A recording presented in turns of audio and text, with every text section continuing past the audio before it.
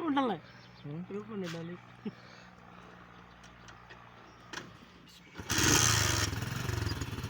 Thank you अल्लाह हाफिज़ bye bye bye bye मैं से बाय बाय ਧਿਆਨ ਨਾਲ ਜਾਈ।